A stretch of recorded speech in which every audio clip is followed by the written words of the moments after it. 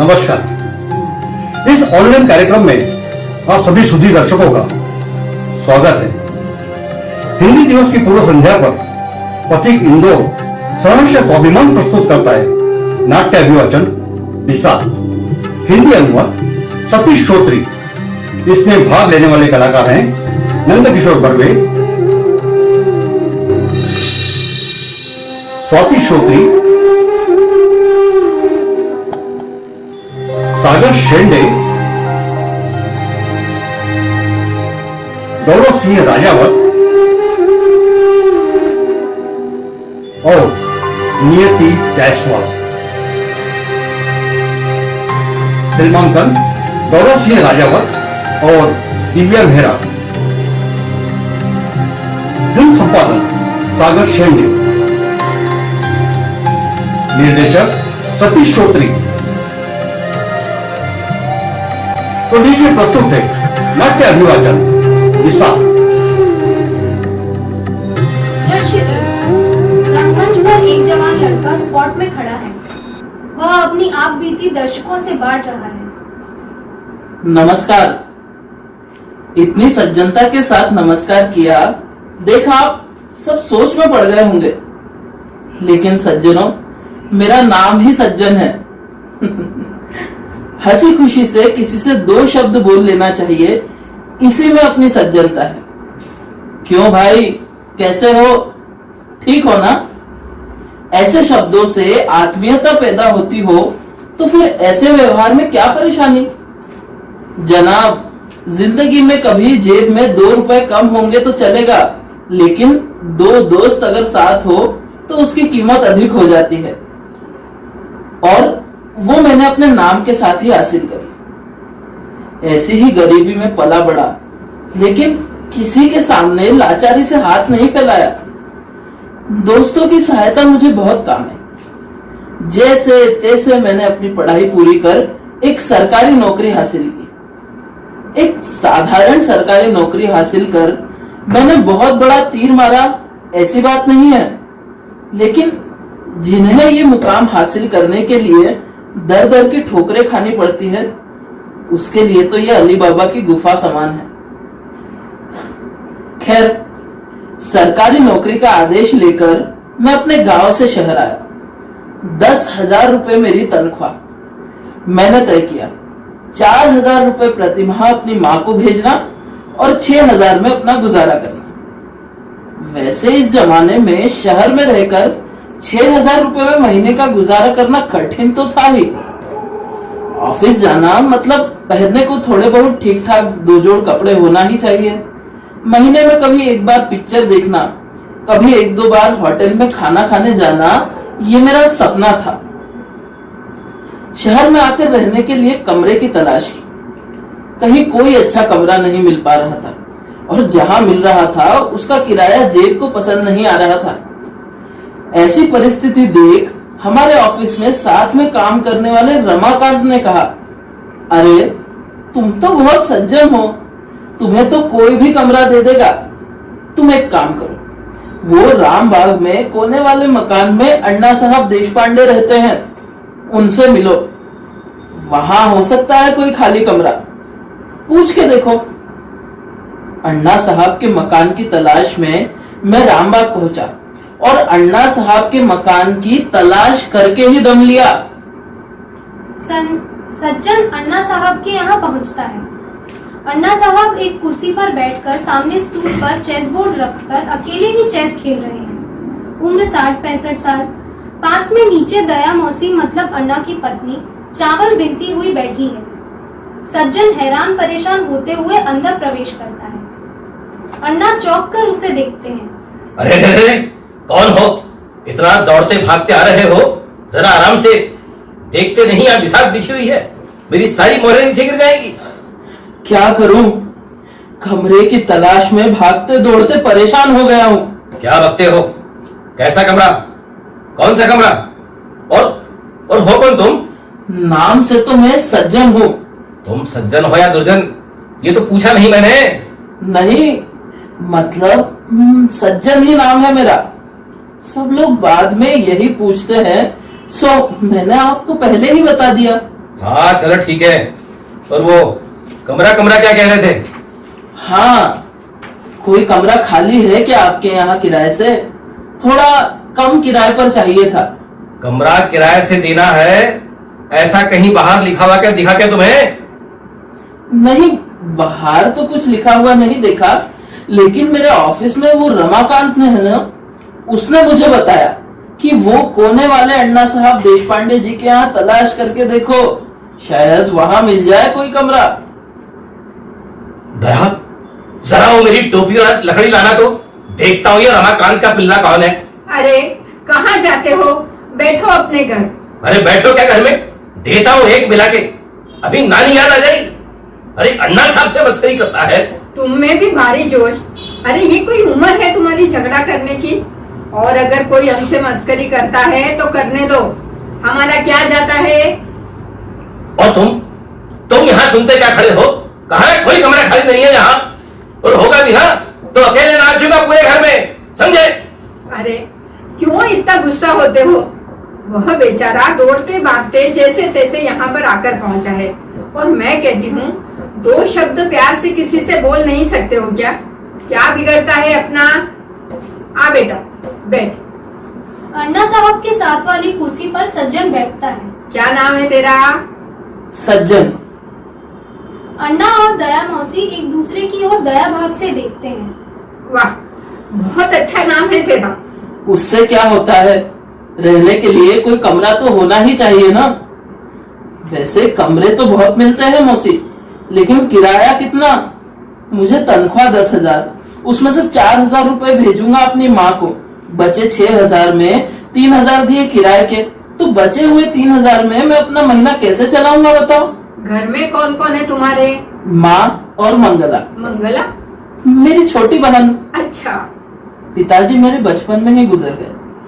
माँ ने लोगों के यहाँ काम करके मुझे पढ़ाया। वैसे मैंने कहा उसे कि अब लोगों के यहाँ काम करना बंद कर दो, लेकिन वो किसकी सुनने वाली है? वो कहती है जिंदगी भर किया, अब किस बात की शर्म। अरे अरे तो सभी को ले आता ना यहाँ पर। मैंने कहा था उसे, लेकिन वो बोली मैं तेरे यहाँ आई तो मेरा लोगों के यहाँ काम करना तुझे शोभा नहीं देगा। अब तू बाबू बन गया है ना ऑफिस में, मैं ठीक हूँ अपने गांव में, यहाँ रहकर थोड़े पैसे बचेंगे तो मंगला की पढ़ाई में काम आएंगे। खुद तो है अनपढ़, लेकिन पढ़ाई का उसे भारी शौक, हस्ताक्षर करना भी सीख लिया है उसने मुझसे।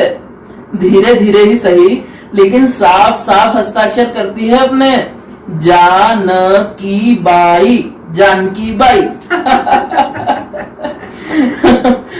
अरे हाँ, वो कमरे की बात तो रह ही गई। वो रमाकांत ने कहा है कि अरे कौन रमाकांत? वो ऑफिस वाला। अच्छा अच्छा, हाँ। ऑफिस वाला। अन्ना साहब याद करते हुए। सुनो जी। हनुमान चालीसा आती है तुम्हें? हाँ, यहाँ आया तब से रोज बोलता हूँ।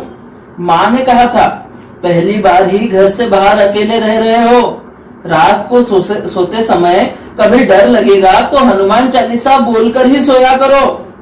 जय हनुमान ज्ञान गुण सागर, जय कपीसति लोक उजागर। हाँ ठीक है ठीक है। और सूर्य नमस्कार आता है तुम्हें? सज्जन दर्शकों से। अब मुझे समझ नहीं आ रहा था कि ये सूर्य नमस्कार का और कमरे का क्या संबंध। यहाँ किसको इतनी फुर्सत थी रोज सूर्य नमस्कार लगाने की, लेकिन क्या करता, मैंने तो ठोक दिया। हाँ हाँ आते हैं ना, रोज नहीं लेकिन कभी कभार तो लगा ही लेता हूँ। कितने? हाँ लगा लेता हूँ 5-7। सज्जन अभिमान से छाती फुलाकर। और कभी कभी तो 10 भी। क्या कहा? 5-7? बस है तेरे की। अरे इस उम्र में कम से कम 100 सूर्य नमस्कार लगाने चाहिए, 100, समझे? भाई हमारे देश का जवान तंदुरुस्त होगा तो देश तंदुरुस्त होगा। आई बात समझ में? आपका सही है, लेकिन कमरे की तलाश में सुबह शाम घूम घूम कर इतना थक जाता हूँ कि सूर्य नमस्कार तक तो पहुंच ही नहीं पाता हूँ। सज्जन उठकर खड़ा हो जाता है। अच्छा चलता हूँ मैं, मुझे कमरा ढूंढना है, वो तो रमाकांत ने कहा था। अरे कौन रमाकांत? अच्छा अच्छा, वो ऑफिस वाला। सुनो, बैठो। नहीं, निकलता हूं मैं, कमरा ढूंढना है ना मुझे। अरे क्यों परेशान कर रहे हो बेचारे को? अरे परेशान काहेगा? कमरा देना हो तो ठीक से छानबीन नहीं कर लेनी चाहिए? सज्जन खुश होकर फिर कुर्सी पर बैठ जाता है। क्या आप कमरा देंगे मुझे? हाँ, कमरा मिलेगा तुम्हें, लेकिन मेरा इंटरव्यू पूरा होने के बाद। शतरंज खेलना आता है क्या तुम्हें? नहीं, खेलते तो नहीं आता, लेकिन कमरा मिलने वाला हो और वो भी सस्ते दरों पर, तो शतरंज ही क्या, कोई भी खेल सीखने को तैयार हूं मैं। ठीक है, फिर तो तुम्हें कमरा दूंगा मैं, लेकिन अप्रेंटिस पर। मतलब 3 महीने तुम्हारा चाल चलन देखूंगा, और वो सब मुझे ठीक लगा तो ही तुम्हें कंफर्मेशन मिलेगा। हाँ, अरे भाई, मैं भी सरकारी नौकरी करता था, समझे? अच्छा चलो, तुम्हें कमरा दिखाता हूँ। अरे वो कमरे की साफ सफाई तो कर लेने दो। सज्जन दर्शकों से, मैंने कहा, मौसी, अब इस उम्र में आप क्यों साफ सफाई करती हो, मैं कर लूंगा। सुनते ही वो एक क्षण रुकी, कुछ याद कर वो बाजू वाले कमरे में गई। वहां से कोई फोटो अपने पन्नों में छुपाते हुए अंदर निकल गई। फिर अन्ना साहब ने ही मुझे कमरा दिखाया। दृश्य 2। अन्ना साहब सज्जन के साथ मंच के एक कोने में आते हैं और कमरा बताते हैं। ये देखो, ये है तुम्हारा कमरा, और ये इधर पीछे वाला दरवाजा, लेकिन तुम्हारा आना जाना सामने वाले दरवाजे से ही होगा। और सुनो, हम तुम्हें सज्जू कहेंगे। क्या? सज्जू? क्यों, पसंद नहीं आया तो कमरा कैंसल? नहीं नहीं, बहुत अच्छा है, सज्जू। वाह, कितना अच्छा नाम है। लेकिन किराए के बारे में तो बताया ही नहीं कुछ आपने। देखो, बार बार किराए के बारे में मत पूछो, नहीं तो इसी क्षण तुम्हारा सारा सामान बाहर फेंक दूंगा, समझे? अभी तो लाया ही नहीं। क्या सामान? अरे तो खड़े खड़े मुंह क्या देख रहे हो, ले आओ जल्दी। क्या आजकल के बच्चे, तुम बिना बताए कोई काम कर ही नहीं सकते हैं? नहीं नहीं, मतलब हाँ हाँ, अभी लाता हूँ। सज्जन भागते हुए बाहर की ओर जाने लगता है। और सुनो, वो शतरंज सीखने का भूलना नहीं। हाँ हाँ, वो तो मैं एक दिन में ही सीख जाऊंगा। सज्जन बाहर निकल जाता है। दृश्य 3। सज्जन दर्शकों से, मैं सामान लेकर आया। सामान वैसे कुछ ज्यादा नहीं था, बस केवल एक दरी, एक स्टोव, 2-3 बर्तन। खाना घर पर ही बनाने का तय किया था मैंने। सामान लाते देख अन्ना साहब बहुत खुश हुए। मैं उन्हें रोकता, तब तक तो वे मेरा कुछ सामान और दरी उठाकर अंदर ले जाने लगे। कमरे में जाकर देखा तो दया मौसी ने कमरा साफ करके रखा था। मुझे थोड़ा बुरा लगा, लेकिन उनके इस उत्साह को देखते हुए मैं कुछ ना बोल सका। मेरा सामान देखकर अन्ना साहब बोले। अन्ना साहब का प्रवेश। ये क्या, ये 2-4 बर्तन, स्टोव, दरी, बस इतना ही सामान है तुम्हारे पास? हाँ, खरीदूंगा कुछ सामान धीरे धीरे। सज्जन नीचे बैठकर स्टोव साफ करने लगता है। और ये स्टोव का क्या कर रहे हो? ये साफ कर लेता हूँ, मतलब शाम का खाना बनाने के लिए ठीक रहेगा। सुनो, ये जो स्टोव बर्तन भांडे लाए हो ना, उन्हें वैसे ही रख दो ऊपर टांट पर। आज से तुम्हारा खाना हमारे यहाँ बनेगा। क्या? नहीं नहीं, रहने दो, मैं बना लूंगा खाना। फेंकू क्या सामान बाहर? सुनो, मुझे किसी बात पे ना सुनने की आदत नहीं है, समझे? और रात को सोने के लिए क्या है तुम्हारे पास? ये फटी दरी। दया, दया। हाँ, आई। दया मौसी बाहर आती है। ये देखो, ये नमूना, ये इस फटी डोरी पर सोने वाला है। तुम एक काम करो, वो पिछली बार बनाया हुआ गद्दा निकालो। निकालना उसे? हाँ, नहीं तो अब हमारे किस काम आने वाला है। अरे देख क्या रही हो, ले आओ उसे, जाओ। हाँ हाँ, लेकर आती हूँ। लेकिन सज्जू, वो अकेली कैसे ला सकेगी 10 किलो का गद्दा? चलो हम ही लेकर आते हैं। हाँ। दृश्य 4, सज्जन दर्शकों से। नहीं नहीं कहते हुए वो 10 किलो का गद्दा मेरे कमरे में ही विराजमान हो गया। कमरा मिल गया, सोने के लिए गद्दा मिल गया, खाना बनाने से भी मुक्ति मिल गई, साथ ही नाम के अनुसार दयालु दया मौसी का सहारा भी मिल गया। बस केवल अण्णा साहब का स्वभाव मुझे कुछ समझ में नहीं आ रहा था, लेकिन मैंने भी तय किया जैसा भी हो एडजस्ट करना। खाना खाने का समय हुआ। मैं कुछ सोच रहा था कि अण्णा साहब खुद मुझे बुलाने आ गए। दृश्य 5, चलिए सज्जू जी, आइए खाना खाने आइए। कोई जल्दी नहीं है अण्णा साहब, बैठिए ना, हम कुछ गपशप करते हैं। अरे जल्दी कैसे नहीं है भाई, आज बहुत ही भाग दौड़ हुई है तुम्हारी और भूख लग रही है मुझे। हैं? अरे दया भाई, खाना तैयार है या नहीं? अंदर से दया मौसी की आवाज। अरे बन ही गया है, थोड़ी सांस तो लो। सज्जन दर्शकों से। दया मौसी की भागदौड़ देख खाना लगाने में मैंने ही उन्हें थोड़ी मदद की। सज्जन नीचे बैठक करने का अभिनय करता है, अन्ना साहब को बैठाता है और खुद भी बैठता है।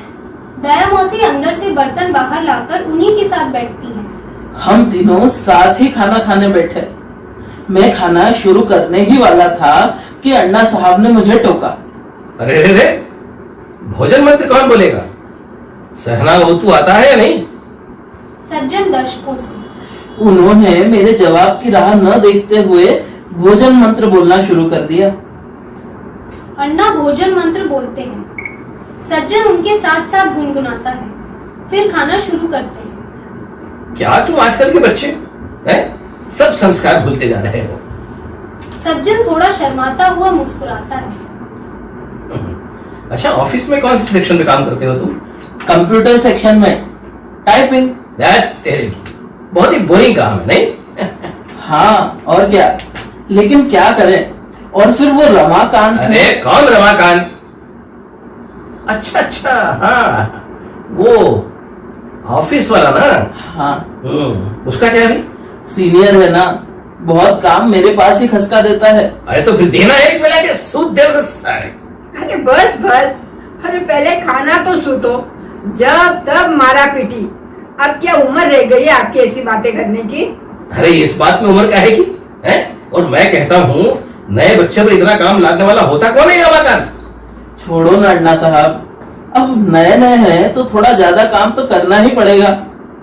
सज्जन दर्शकों से। ऐसा सब कुछ चल रहा था। अभी बराबर घुला मिला नहीं होने के कारण कुछ शर्माते हुए धीरे धीरे खाना खाते देख अण्णा साहब कहने लगे, क्या बात है सज्जू, बड़े धीरे धीरे खाना खा रहे हो? अरे इस उम्र में तो बच्चों ने खाने पर भी बहुत प्यार जताना चाहिए। मैं तो इस उम्र में बहुत खाता था, क्यों दया?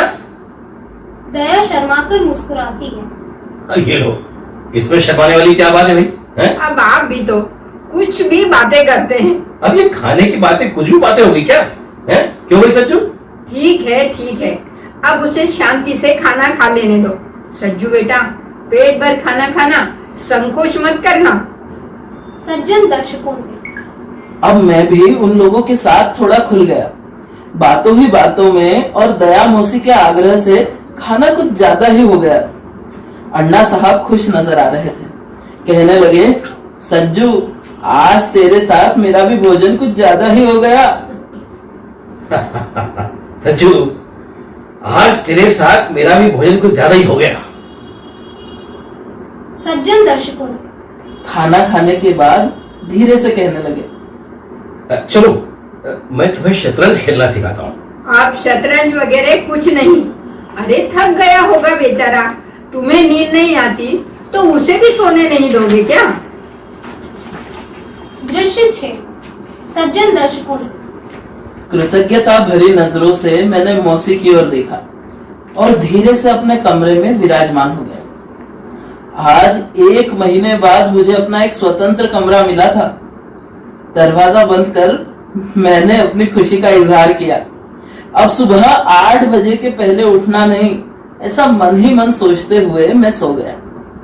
लेकिन अण्णा साहब के मन में तो कुछ और ही चल रहा था। सुबह 5 बजे ही उन्होंने मेरा दरवाजा खटखटाया।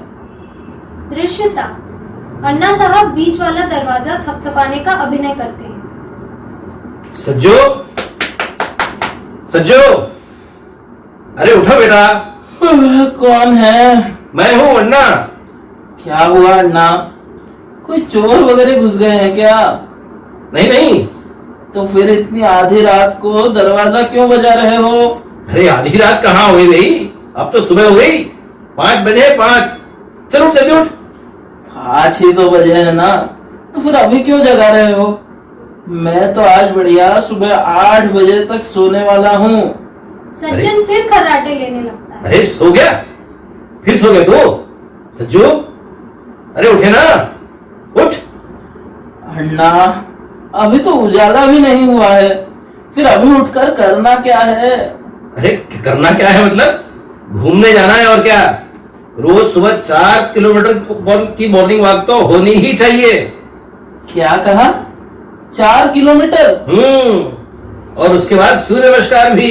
अरे सोने दो बेचारे को, क्यों उसके पीछे पड़े हो? अरे मैं कुछ गलत सिखा रहा हूं क्या? हैं? देखो सज्जू, उठते हो या नहीं? मैं 5 तक गिनती बोलता हूं, और अगर तुम नहीं उठे तो सामान सहित बाहर फेंक दूंगा, याद रखना। 1 2। सज्जू उठकर बैठता है। अण्णा, 3। आज के दिन सिर्फ, कल से चलूंगा ना मैं। 4। अण्णा प्लीज। 5। हाँ, उठ गया, उठ गया। दृश्य 8। सज्जन दर्शकों से। उठ गया। नहीं उठता तो कहाँ जाता? कमरा चाहिए था ना मुझे।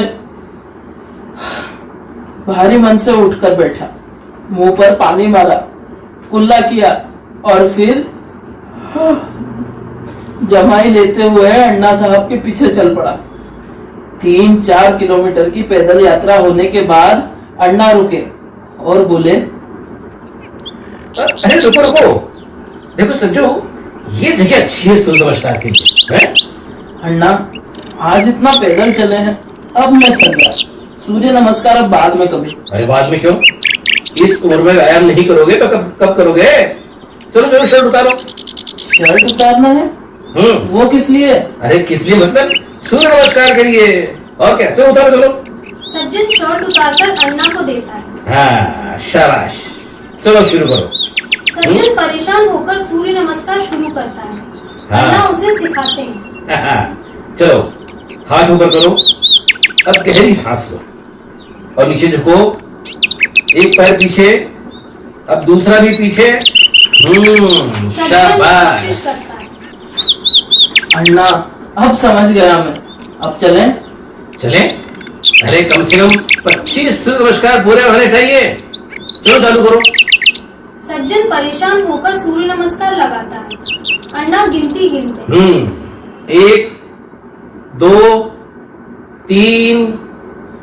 दृश्य 9। सज्जन दर्शकों से। नहीं नहीं कहते हुए पूरे 25 सूर्य नमस्कार के बाद ही अण्णा साहब के मन को तसल्ली हुई। घर पहुंचते ही दया मौसी ने दूध का गिलास मेरी तरफ बढ़ाया। दूध पीकर आराम से अपने कमरे में बैठ गया। मैं बहुत थक गया था, सोचा थोड़ी देर फिर लेट जाऊं, लेकिन अण्णा साहब सामने ही नजर आते थे। नहा धोकर अपने ऑफिस की तैयारी में लग गया। अण्णा साहब वही पास वाले कमरे में घूम रहे थे। वो बीच में ही बोल पड़े, अरे दया, बन गया क्या खाना? भाई देखो कहीं सज्जू लेट ना हो जाए, उसकी तैयारी हो चुकी है भाई। कोई बात नहीं अण्णा, चलेगा 10-15 मिनट लेट, वैसे मैं ऑफिस में बोल कर आया हूँ। नहीं, ऑफिस का समय तो साधना ही चाहिए भाई, नो लेट। 36 साल की नौकरी में केवल एक बार लेट गया हूं मैं। वो कैसे? चप्पल टूट गई थी या साइकिल पंचर हो गई थी? नहीं भाई, ऐसी छोटी मोटी बातों का कारण बताकर लेट जाने वालों की जात के नहीं है। समझे? वो भी एक मजेदार बात है। सुनो, हुआ क्या कि हमारी नई नई शादी हुई थी।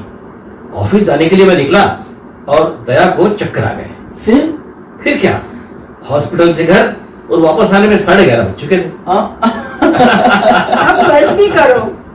अरे अपनी पुरानी जमाने की यादें और बोले समय के पाबंद। अरे सज्जू, अब तक सुनती आ रही हूँ इनकी एक ही बात, तुम्हारे कारण एक दिन ऑफिस में जाने से लेट हो गया। और क्या पाया इतने वर्ष ऑफिस में समय पर पहुँचे तो? ईमानदारी से पूरी नौकरी की तो किसी ने एक छोटा सा सम्मान पत्र भी नहीं दिया। हाँ, मारो ताने मारो, बहुत खुशी है तुम्हें ताने मारने में।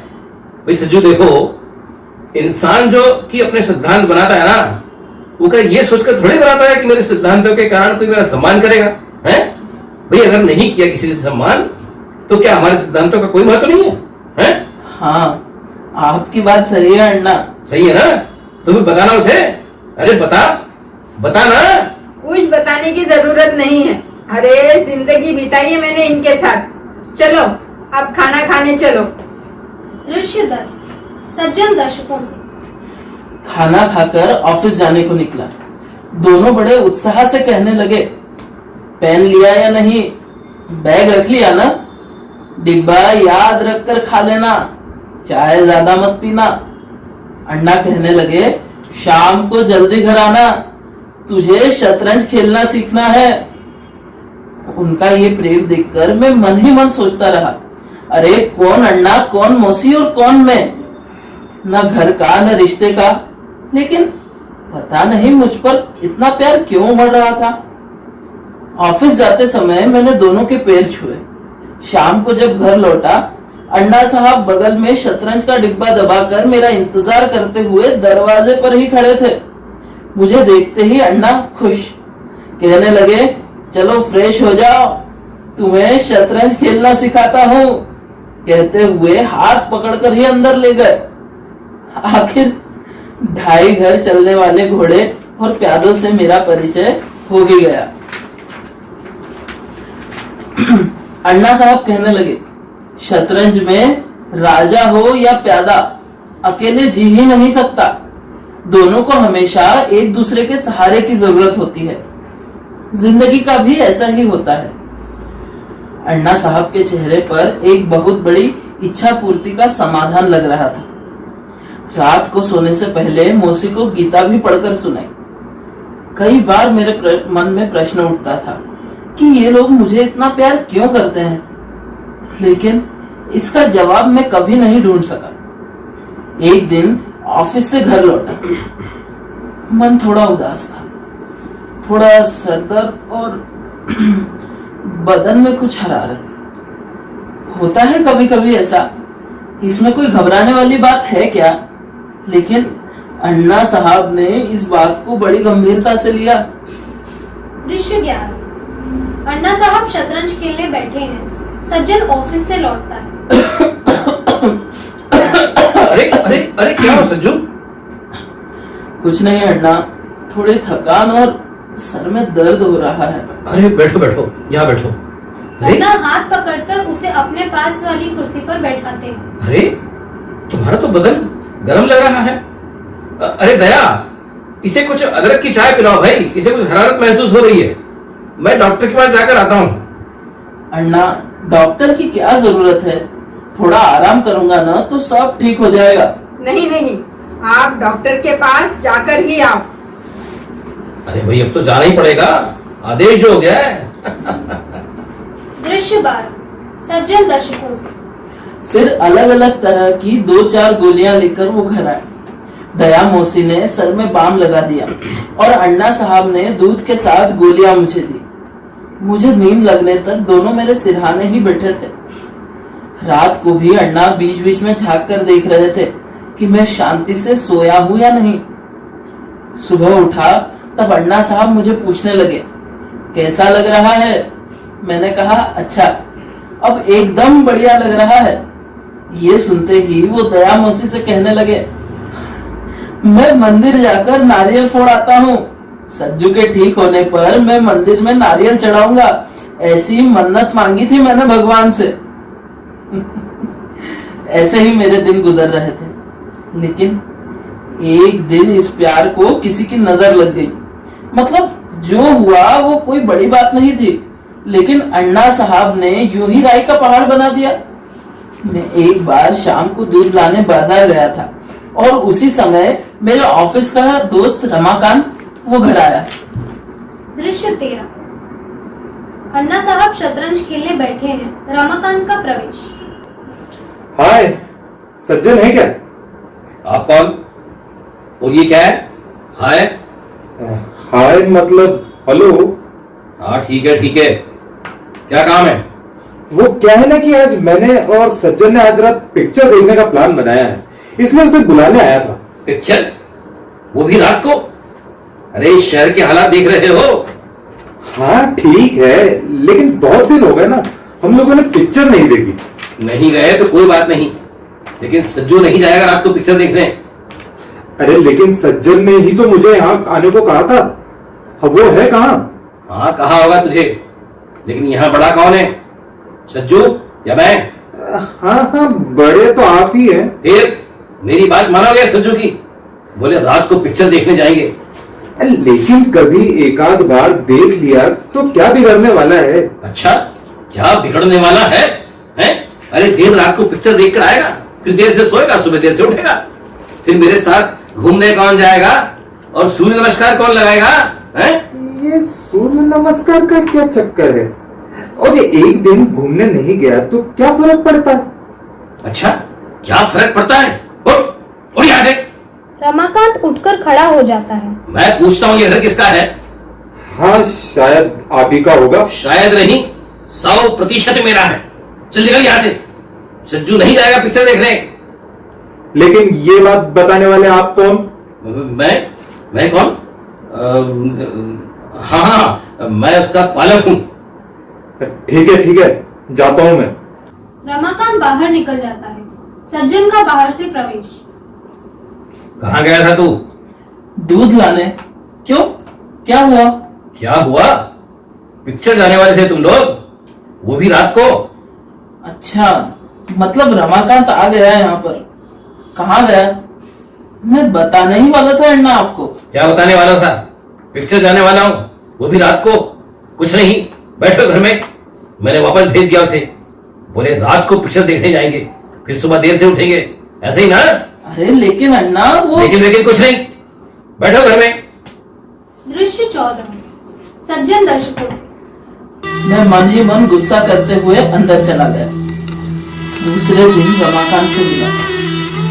मन में ग्लानि महसूस हो रही थी। यहाँ मेरा एक ही तो दोस्त था जो मुझे मेरी सारी बातें समझ सकता हो। उसने मुझे बहुत भला बुरा कहा। अन्ना साहब पर बहुत गुस्सा हो रहा था, बार बार एक ही रट लगाए हुए था। वो बुढ़ा तेरे ऊपर इतनी हुकूमत दिखाने वाला कौन लगता है तेरा? अब मैं क्या बताऊं? उसे समझाते समझाते परेशान हो गया मैं। आखिर आज रात को मैं तुम्हारे साथ पिक्चर देखने जरूर चलूंगा, ऐसा कहने पर थोड़ा पसीजा। शाम को ऑफिस से घर आने के बाद अन्ना साहब के साथ खाना खाते समय मैंने ये बात छेड़ी। दृश्य 15। अन्ना, सज्जन और दया मौसी खाना खाने बैठे हैं। सज्जू बात कहाँ से चालू करे ये सोच रहा है। सज्जू, तेरा ध्यान कहाँ है? कुछ नहीं अन्ना, मैं क्या कह रहा था अन्ना कि वो बोल सुन रहा हूँ मैं। आज रात को मैं पिक्चर देखने जाने रहा हूँ। क्या? फिर वही बात, रात को पिक्चर देखने जा रहे हो? अरे कहा ना, इस शहर के हालात देख रहे हो, ये शहर अब रात को घर से निकलने लायक नहीं रहा, समझे? हाँ वो सब तो ठीक है, लेकिन मैंने आज रमाकांत से वादा किया है। लेकिन मुझसे पूछे बगैर तूने उससे वादा कैसे कर लिया? सुबह बहुत नाराज हो रहा था वो, उसे दुखी होते हुए नहीं देख सकता मैं। मतलब मैं दुखी हुआ तो चलेगा तुझे? अन्ना आप गलत सोच रहे हो, वो मेरा दोस्त है। अच्छा, वो तुम्हारा दोस्त है और हम नहीं तुम्हारे? अरे जाने दो ना, गया कभी एक आध बार रात को पिक्चर देखने तो क्या बिगड़ने वाला है। अब बच्चा जवान है, होती है इच्छा इस उम्र में अपने दोस्तों के साथ मौज मस्ती करने की। रोको मत, जाने दो उसे। बस यही यही गलती करते हो तुम लोग। अरे यही संभालना चाहिए बच्चों को, इसी उम्र में रोकना चाहिए गलत रास्ते पर जाने से, समझी? अरे कौन सा गलत रास्ता लेकर बैठे हो? अब इस उम्र में उस बच्चे ने क्या संतों जैसा रहना चाहिए? देखो दया, तुम बीच में मत बोलो। मैंने एक बार कह दिया, सज्जू पिक्चर देखने नहीं जाएगा, बस। अण्णा, मैं पिक्चर देखने जाऊंगा। क्या कहा? मेरी इच्छा के विरुद्ध? हाँ अण्णा, मेरी मजबूरी है। अन्ना नाराज होकर भोजन की थाली से उठते हो। ठीक है, जाओ जाओ तुम पिक्चर देखने। अरे जैसा तुम्हें अच्छा लगे वैसा करो, हम होते कोने बोलने वाले। सज्जू उन्हें देखते रहता है और फिर वह भी अपनी थाली से उठने लगता है। नहीं नहीं सज्जू बेटा, ऐसा खाना छोड़कर नहीं उठते, पहले खाना पूरा कर लो। दृश्य 16। सज्जन दर्शकों से। सही बात तो ये है कि मेरा मन खाने में लग ही नहीं रहा था, लेकिन दया मौसी के कहने पर मैंने अपना खाना पूरा किया। पिक्चर जाने का मन पक्का था। सुबह पिक्चर देखने गया, लेकिन लौट कर देखा तो घर का नजारा कुछ बदला हुआ था। अंदर आने वाला आगे का दरवाजा बंद था। मैं पिछले दरवाजे से घर में आया, देखा तो मेरे कमरे का बिजली का कनेक्शन भी काट दिया था। देखकर मन को बहुत धक्का लगा। अण्णा साहब ने एक तरफा युद्ध घोषित किया था। मैंने सोचा रोज की तरह सुबह अण्णा साहब घूमने जाने के लिए मुझे जगाएंगे, लेकिन ऐसा कुछ नहीं हुआ। उठकर देखा तो घर का बीच वाला दरवाजा भी अंदर से बंद था। अण्णा बाहर गए देख दया मौसी ने ही दरवाजा खोलकर 2 बाल्टी पानी मुझे दिया और कुछ ना बोलते हुए वो भी वहां से निकल गई। मुझे कुछ समझ में नहीं आ रहा था कि मैं क्या करूं। उनसे क्षमा याचना करूं तो मुझे ऐसा नहीं लग रहा था कि मैंने कोई बहुत बड़ा गुनाह किया हो। मैंने कुछ दिन इंतजार करने का सोचा। 8 दिन होने के बावजूद परिस्थितियों में कोई बदलाव नहीं आया। सुबह का घूमना, अण्णा के साथ शतरंज खेलना सब बंद हो गया था। कभी कभी अण्णा साहब की ऊंची आवाज और दया मौसी का उन्हें समझाना मुझे सुनाई पड़ता था। वो ऐसा। दृश्य 17। अरे समझता क्या है अपने आप को? किसी सरकारी नौकरी में एक मामूली बाबू बन गया तो क्या कलेक्टर बन गया? अरे क्या हमने कभी नौकरी नहीं की क्या? अरे धीरे बोलो, वो सुन लेगा। सुनता है तो सुनने दो। बोले धीरे बोलो। बोलूंगा और जोर से बोलूंगा। यहाँ डरेगा किसी का? और मैं क्या झूठ बोल रहा हूँ? एक मामूली सा बाबू और मिजाज तो देखो अधिकारी के। वैसे लड़का अच्छा है, हो गई होगी उससे गलती, आप गुस्सा मत करो। मैं कहती हूँ उससे आपसे माफी मांगने। खबरदार जो तुमने उससे कुछ कहा। अरे सिर्फ कुछ सोचना चाहिए, खुद होकर बोलना चाहिए। बड़ों का कुछ मान सम्मान है या नहीं? आप कभी कुछ मत मेरी सुनना। अरे झगड़ा आपका और जान जाती है मेरी। ना खाने में स्वाद, ना आंखों में नींद। तुझे क्या तकलीफ है दया? और तुझे क्या लगता है हम इसके बगैर जी नहीं सकेंगे? अरे रहेंगे अकेले, पहले भी अकेले थे। कुछ बिगड़ा क्या हमारा? जिंदगी रुकी है क्या किसी के बगैर? अन्ना दरवाजे के पास जाकर थोड़ी ऊंची आवाज में। हमें कोई जरूरत नहीं है किसी की। और तुम भी पगली हो गया, यूं ही परेशान होती हो है? अरे कौन सज्जू, कहां का सज्जू? हमने सहारा दिया है उसे, रहने खाने की व्यवस्था हमने दी है उसे, प्यार और दुलार भी हमने दिया है उसे, और हम ही उसके सामने नतमस्तक हो जाए? रहट! हम नहीं झुकेंगे किसी के सामने। हम स्वाभिमान से जिएंगे दया। हमारे प्यार का गलत फायदा उठाते हैं लोग। मैं तुम्हें कहता हूं भैया, इंसान किसी से प्यार ना करे, ये प्यार एक छलावा है। जिसने किया किसी से प्यार, वो प्यार कर पछताया है। सारे रिश्तों का मूल होता है जिसे चाहा अपनाता है, उसके प्यार में दिल रोता है, उसके जाने से विकल होता है, दिन रात उसी को याद करता है, लोरी उसे सुनाता है, प्यार से उसे खिलाता है, मन मन ही रोया करता है। इंसान किसी से प्यार न करे, ये प्यार एक छलावा है, ये प्यार एक छलावा है। समझी तुम? लेकिन हमें अपनी कमजोरी साबित नहीं करना है दया। अरे हम जी सकते हैं अकेले, कोई जरूरत नहीं हमें किसी कोई जरूरत। अन्ना साहब की सांस भर आती है, खांसी आने लगती है, चक्कर आने से कुर्सी का सहारा लेते हैं। दया उन्हें पकड़कर सहारा देती है, हवा करते हुए। क्या हुआ आपको? आपकी तबीयत तो ठीक है ना? कितना गुस्सा करते हो? आपके इस व्यवहार से बहुत चिंता लगती है मुझे आपकी। यह सब सुन सज्जन परेशान होता है, दरवाजे से झांक कर देखता है, फिर चिंतित होकर पीछे से घूमकर अंदर आता है। क्या हुआ मौसी? दया मौसी पहले सज्जू फिर अन्ना साहब की ओर देखती है। अन्ना उसे देख खुद को संभालते हैं। दया, कह दो उसे, मैं खुद अपने आप को संभाल सकता हूं। झूठी सहानुभूति की जरूरत नहीं है मुझे।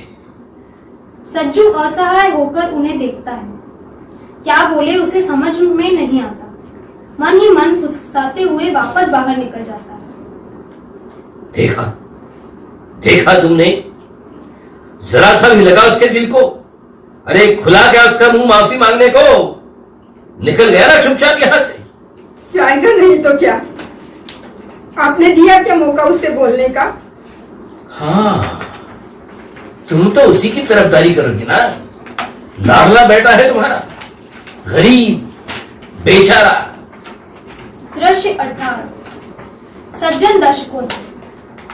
देखा आपने, चिद भी मेरी, पढ़ भी मेरी, केवल परेशानी। मैं खुद अपने आप को संभाल सकता हूं, झूठी सहानुभूति की जरूरत नहीं है मुझे। जैसे मैं झूठी सहानुभूति दिखाने गया था वहां,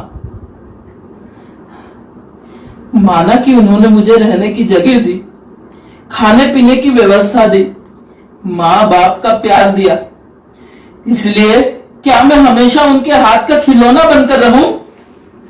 उनके चाबी भरने पर चलूं और खत्म होने पर रुकूं? क्यों? मैं गरीब हूं इसलिए? मुझे गरज है इसीलिए? अरे प्यार क्या इन्होंने ही किया है मुझ पर? और मेरा सुबह जल्दी उठना, उनके साथ घूमने जाना, सूर्य नमस्कार, इच्छा न होते हुए भी उनके साथ शतरंज खेलना, इसका कोई महत्व नहीं? अरे एक पिक्चर देखने क्या चले गया तो पहाड़ सर पर उठा लिया। बस अब बहुत हो गया। मैंने भी सोच लिया कि अब यह कमरा खाली करना। दूसरे ही दिन से कमरे की तलाश भी चालू कर दी। एक कमरा पसंद आया, लेकिन उसका किराया कुछ अधिक था। लेकिन अब कमरा खाली करने का सोच ही लिया था, तो अब आगे पीछे नहीं देखना। मैंने कमरे का एडवांस भी दे दिया और दया मौसी को साफ साफ कह दिया, मौसी आज 26 तारीख, 1 तारीख को मैं कमरा खाली करने वाला हूं। मौसी की आंखों में पानी देख मेरा मन कुछ अस्वस्थ हो गया, लेकिन मेरा निर्णय तो पक्का था। मेरी इस घोषणा के दूसरे दिन से घर में मुझे एक परिवर्तन दिख रहा था। घर में एकदम शांति थी। अन्ना साहब की गर्जना बिल्कुल बंद हो गई थी।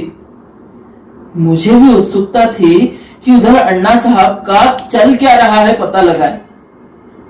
इसीलिए जब भी दरवाजे से धीरे से झांक कर देखता था तो अन्ना साहब मुझे हमेशा बिसात बिछाए और उस पर मोहरे जमाए, शून्य में नजर जमाए मुझे नजर आते थे। कभी कभी लंबी गहरी सांस छोड़ते हुए नजर आते थे। ये देख मुझे भी दुख होता था, लेकिन मेरा निर्णय तो पक्का था। आखिर 1 तारीख आ ही गई। आज दोपहर को ऑफिस से आधे दिन की छुट्टी लेना, घर आकर सामान पैक करना, अन्ना मौसी को नमस्कार करना और कमरा खाली करना, ऐसा मेरा कार्यक्रम तय किया था। मैं दोपहर को घर आया, सामान पैक करना शुरू किया। बीच बीच में दरवाजे से धीरे से झांक कर देख भी लेता था। वैसे ये ठीक नहीं था, लेकिन मुझे भी उत्सुकता रहती थी कि अन्ना साहब का आखिर चल क्या रहा है। दृश्य 19। अन्ना साहब पीछे हाथ बांधकर घर में ही चक्कर लगा रहे हैं। दया मौसी नीचे बैठकर कुछ अनाज बीन रही है। दया, आज वो जाने वाला है? हाँ, सामान बांधने की आवाज तो आ रही है। अन्ना घूमते हुए दरवाजे को कान लगाकर सुनते हैं। दया, वो तो सचमुच जाने वाला है। हाँ, मालूम है मुझे। तुमने उसे कुछ कहा नहीं? दया मौसी शांति से गर्दन हिलाकर नहीं कहती। नहीं। अन्ना साहब फिर से चक्कर लगाने लगते हैं। अस्वस्थ मन से परेशान होकर कुर्सी पर बैठते हैं। अकेले ही बिसात बिछाकर शतरंज खेलने की कोशिश करते हैं। मन नहीं लग रहा है, फिर शून्य में नजर गड़ाए बैठे रहते हैं। भारी मन से उठते हैं। दया, मैं जरा दूर तक घूम कर आता हूँ। लौटने में थोड़ी देर हो सकती है मुझे।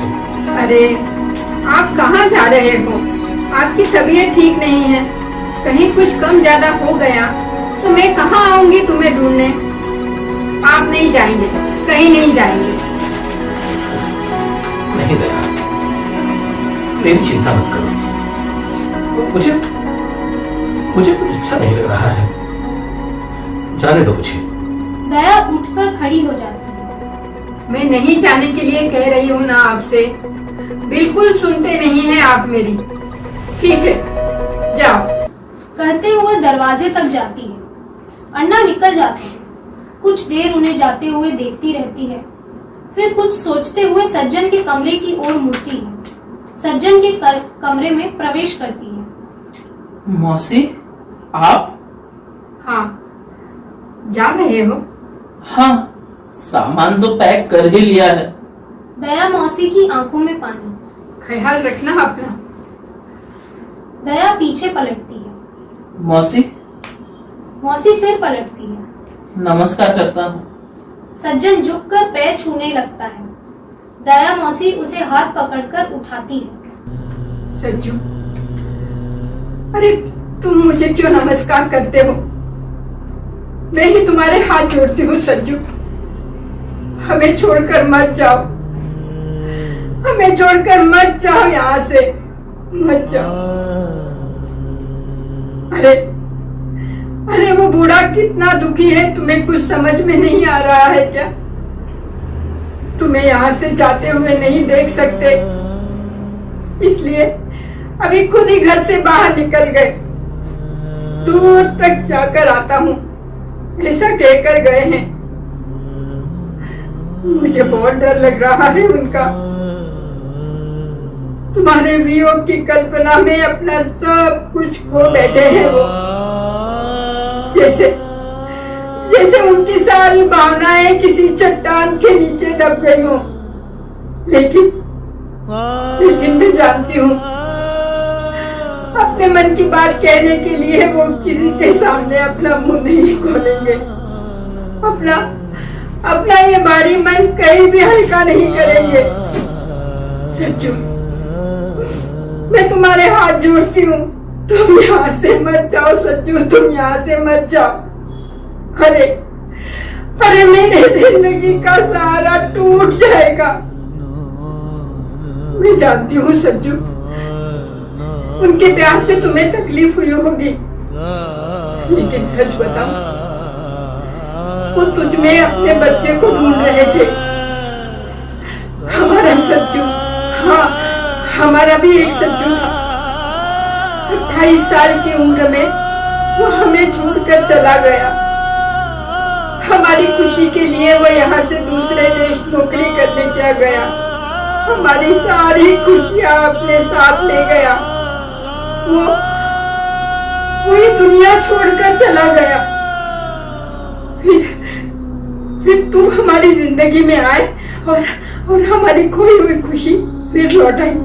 अन्ना साहब की खुशी फिर लौट आई। फिर उनके चेहरे पर खुशी चमकने लगी। रे, मैं भी कैसी पगली हूं रे, तुमसे कुछ भी बातें करने लगी।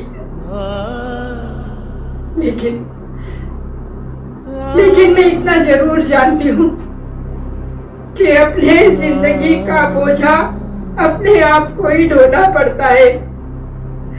अपने जिंदगी का बोझा अपने आप को ही ढोना पड़ता है। अपने आप को ढोना पड़ता है। दया अंदर निकल जाती है। सज्जन चुपचाप खड़े खड़े उन्हें देखता रहता है। सज्जन दर्शकों से, ये देखकर मैं अवाक रह गया, थोड़ा घबरा गया। क्या करूं, कुछ समझ नहीं आ रहा था।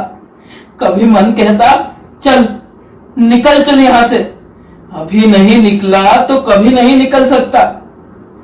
लेकिन उसी वक्त बिसात का खेल सिखाते समय अन्ना साहब द्वारा बताया हुआ जिंदगी का कड़वा सच मन को घेर लेता। सज्जू, बिसात का खेल ऐसा है कि इसमें राजा हो या प्यादा अकेले जी ही नहीं सकता। दोनों को हमेशा एक दूसरे के सहारे की जरूरत होती है।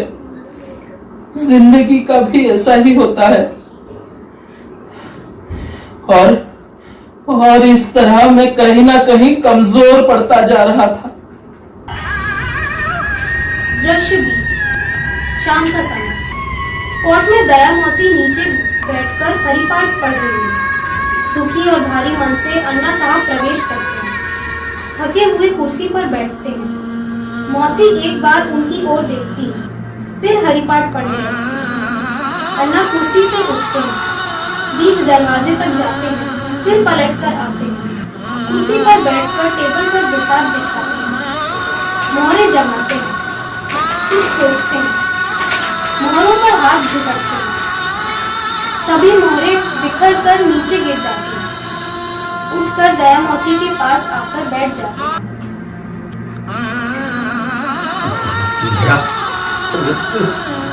निकल गया ना आखिर।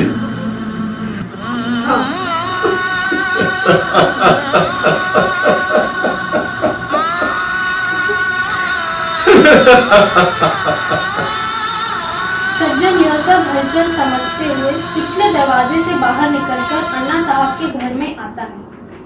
बिखरी हुई मोहरों में से एक मोहरा उठाता है। अन्ना और मौसी के बीच बैठता है।